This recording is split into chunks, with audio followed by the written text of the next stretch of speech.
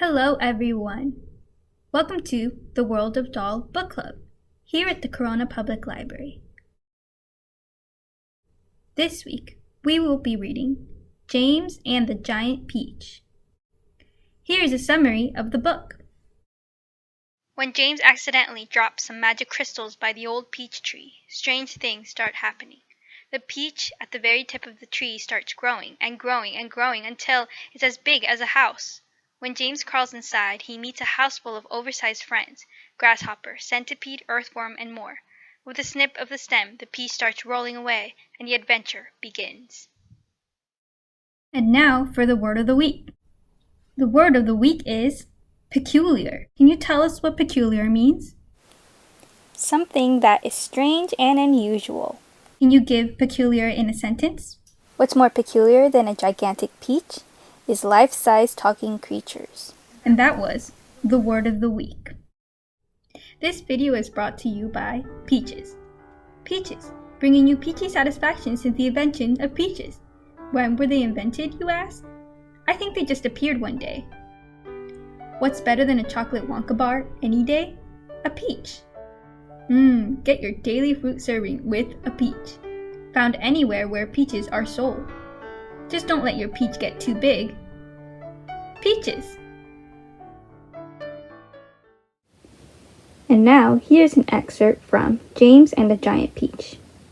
A minute later, they were out in the open, standing on the very top of the peach near the stem, blinking their eyes in the strong sunlight and peering nervously around. What happened? Where are we? But this is impossible, unbelievable, terrible. I told you we were bobbing up and down, the ladybug said. We're in the middle of the sea, cried James. And indeed they were. A strong current and a high wind had carried the peach so quickly away from the shore that already the land was out of sight. All around them lay the vast black ocean, deep and hungry. Little waves were bibbling against the side of the peach. But how did it happen? They cried. Where are the fields? Where are the woods? Where is England? Nobody, not even James, could understand how in the world a thing like this could have come about.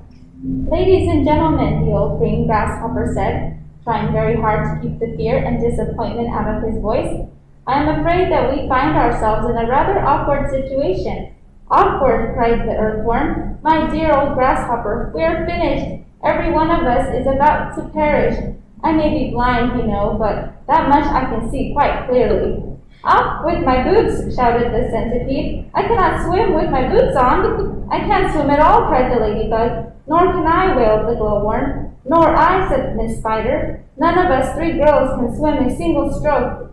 But you won't have to swim, said James calmly. We are floating beautifully, and sooner or later a ship is bound to come along and pick us up. They all stared at him in amazement. Are you quite sure that we are not sinking? The ladybug asked. Of course I'm sure, answered James. Go and look for yourselves.